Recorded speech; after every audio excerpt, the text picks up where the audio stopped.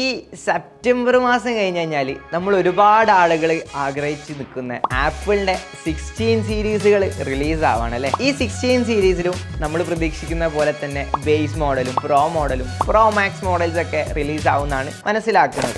എന്തുകൊണ്ടായിരിക്കാം ആപ്പിൾ ഇങ്ങനെ ഇപ്രാവശ്യവും ഇതുപോലെ 3 വേരിയൻസുകൾ റിലീസ് ചെയ്യുന്നത്? ഇതും ഒരു തരത്തിലുള്ള ബിസിനസ് ട്രിക്ക് തന്നെയാണ്. നമ്മൾ പറയുകയാണെങ്കിൽ നമ്മുടെ പ്രൈസ് ഡീകോയിങ് സ്ട്രാറ്റജി എന്നൊക്കെ പറയും. പേര് കൊണ്ട് വലുതാണല്ലേ.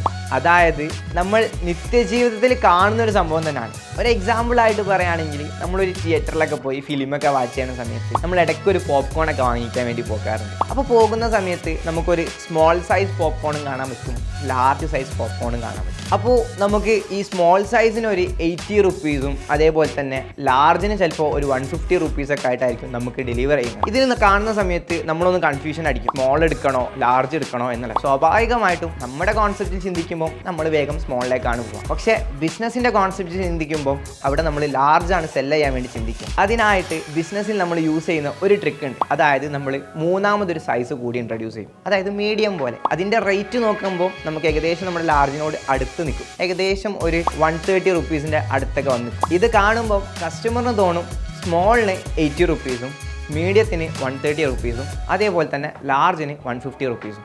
ഇങ്ങനെ കാണുന്ന സമയത്ത് നമുക്ക് തോന്നും എന്നാൽ പിന്നെ മീഡിയം എടുക്കാം അല്ലേ എന്നുള്ളൊരു ഫീൽ അങ്ങോട്ട് വരും. അപ്പോൾ നമ്മുടെ പ്രൈസ് സ്മോളും അതേപോലെ തന്നെ മീഡിയവും അതേപോലെ തന്നെ ലാർജും ഒന്നുമല്ല എന്ന് തോന്നിക്കാൻ വേണ്ടിയിട്ട് ബിസിനസ്സിൽ യൂസ് ചെയ്യുന്നതാണ് ഇങ്ങനെ ഒരു മൂന്നാമത്തെ വേരിയൻറ്റ് എന്നുള്ളത്.